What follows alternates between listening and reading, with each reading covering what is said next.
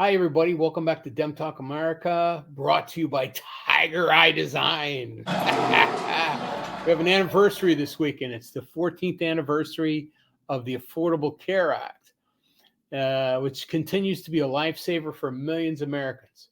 Its fate hangs in the balance in this election. This is really important. During his first term, Donald Trump was one vote away from repealing the Affordable Care Act. Now he's promising to terminate the Affordable Care Act again and gut health care for millions of Americans who rely on the program. Meanwhile, our guy, President Biden, was instrumental in passing the ACA. As president, he bolstered its lower costs and expanded access to health care across the country. He took on Big Pharma to lower prescription drug prices, lowered the price and capped insulin at $35 a month for seniors. That is unbelievable. And he was fought tooth and nail on that. Got more Americans covered than under any other president, driving record low uninsurance rates, and a historic 21 million people have enrolled in ACA marketplaces this year.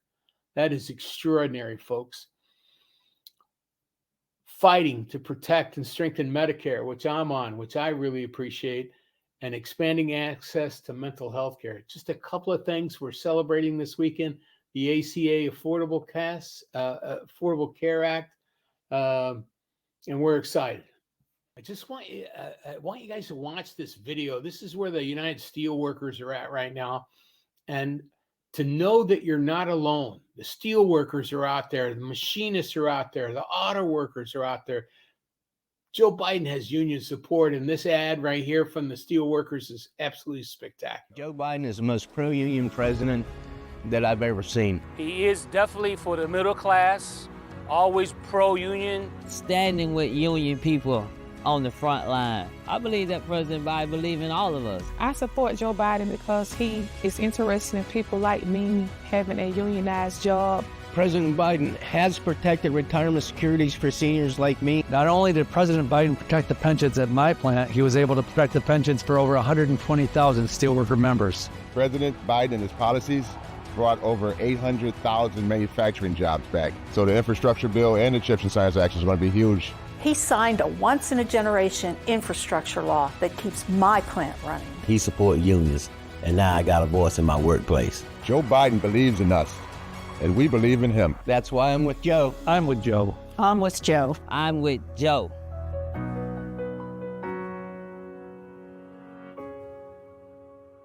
I want to give you one other piece of good news, which you can check for yourself right now. You can turn on the television or get your internet out and check the stock market. Stock market has soared on the federal announcement that it still expects 3 interest rate cuts this year. This is from Politico this morning, folks, ladies and gentlemen. And I want to read this to you, and I want you to put this on the top of your note page. After weeks of creeping doubt, the Federal Reserve is giving markets just what they wanted. The Fed is signaling that it will stick to its plan to cut interest rates 3 times this year. Even as it projects stronger economic growth, stocks soared on Wednesday after the central bank revealed its new outlook, with the S&P 500 and the Dow Jones Industrial Average hitting record highs. Democrats are about business. We're about big business. We're about the stock market. We're making money for these folks, and the economy is in fuego. Jerome Powell, who's the chairman of the Federal Reserve and also a deadhead, is staying the course. He's nipping fears that the Fed would start to walk back its outlook for rate cuts this year. No cut talk had been seeping into the financial discourse thanks to a reasonably series of surprisingly strong readings on economic growth. Raised doubts about raising and lowering interest rates, and Powell's message couldn't be clearer.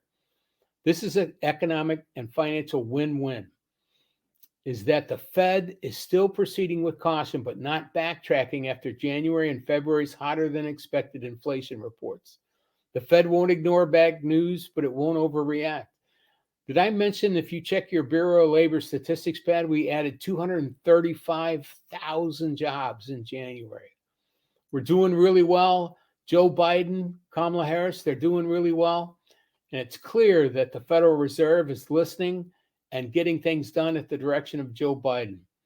Stronger job growth, it's fueled a pessimism about cuts. There is not a reason to be concerned about inflation. We're going to stay the course. We're going to cut interest rates this year.